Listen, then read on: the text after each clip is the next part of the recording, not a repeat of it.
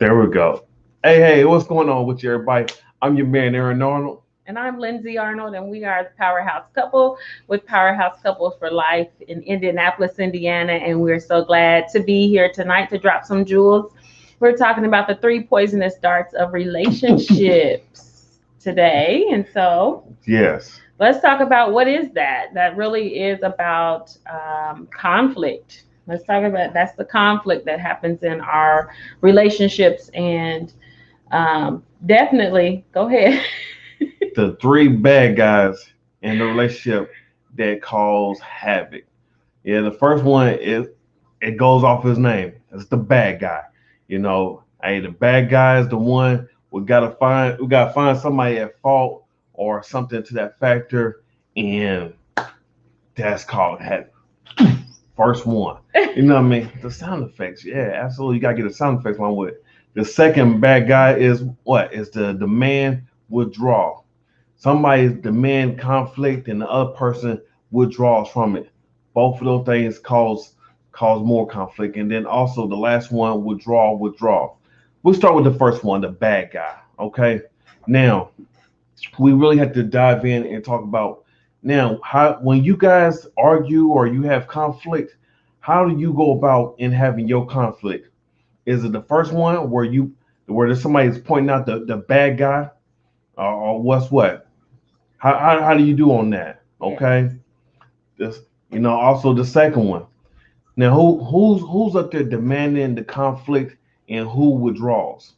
And the demanding conflict is not so much as that you just almost starting an argument because you're wanting connection, and it's not that's what the demand is about. I really want connection, but in order to get that, it comes through conflict, and it's almost with a demand in which then the other person just withdraws because you're like, I'm not trying to argue with you, but honestly that person is looking for connection. Yeah.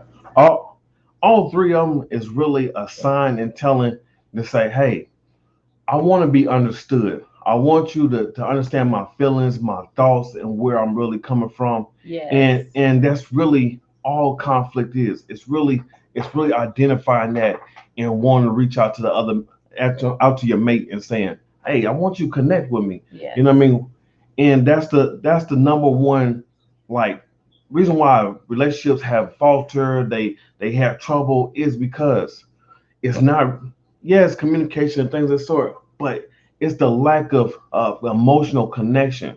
Yes. And if you're not really emotionally connected, whether hey, uh, what I mean, being involved with when your mate is up there talking with you, or you're not really interested in their activities, their hobbies, or you just don't really show them much interest and things of that sort.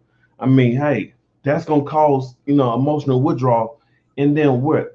That's where the conflict come in, and then it kind of go back and forth where you're kind of pointing out each other, where you kind of shooting back at each other.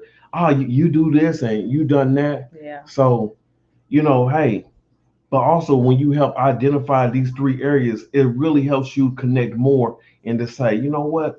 Oh, I can see where they come from. Let me give you an example. So, and myself, I'm good at holding myself accountable, and also wifey as well. So we got this weighted blanket on our bed, right? And so the whole goal was, I really want to tell her, hey, can you get the weighted blanket off? But the way I said, every time you get in this bed, you got this weighted blanket on here, and I'm like, I gotta pull the cover. It's all heavy and everything. But what I should have said is, hey, babe, when you get in bed, can you, at least knock that weighted blanket off? So hey, what I mean, I know little stuff can cause argument instead of like, and then she could have bounced back and said, you know what? Well, what about what you do? Or, you know what I mean? The clothes on the floor or something of this sort. You know what I mean? You took your pants off and then you left right there. So it's important to really identify that and really how each other come from. You want to say something, babe? Sure. And it absolutely is inside. Okay. Absolutely. Yeah, inside joke. Okay. These are just three cycles. I wanted to make clear that these are three cycles that you really Yes. can start identifying.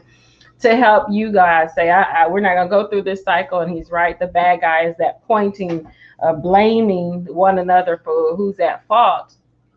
And then number two is definitely the, you know, you got that demand and withdraw, and that's the only way that you're realizing that that's how you connect. And of course, this is because, really we have to teach our children how to deal with conflict. If it's never taught, then it does continue on, and you don't know how to really guide your emotions when you're in a situation that you're intimate with somebody and that you really love them and you don't know how to express that. And so I think that is really part of that reason why that we say, let's identify these 3 different areas of conflict, which the last one was withdraw. And that is just really that you just existing at this moment in time. You're not even going to try to discuss the situation. And there's emotional disconnection, and there's a numbness to say, oh my gosh, I'm just not going to address anything at all. And that is a really serious point when you're not going to, you're just both people are withdrawn from the situation. Yeah. But we bring this information to you to say, identify those cycles, and to, when you feel like you guys are going through those cycles, that you be able to say, wait a minute, we really are trying to make a connection about you understanding me, and I'm trying to understand you. And that's what we want to get to a point of in our relationship, so that there is not a conflict, but you truly understand one another. Absolutely. And to really help and with this part, to understand and within those conflicts, or how we really come about getting those 3 areas, is the exact area of what we picked up from our parents. So, and that's the reason why we got to teach our kids and how to handle things differently. In identifying, because hey, what they gonna do now? They're gonna carry on the next generation, the next step. If they see you like, hey, you don't handle conflict very well, or to say, you know what, I see we keep on running into the same thing. Let's come up with a solution. Let's come up with a sound principle to say, all right, we're gonna do XYZ on this, and this gonna help us to keep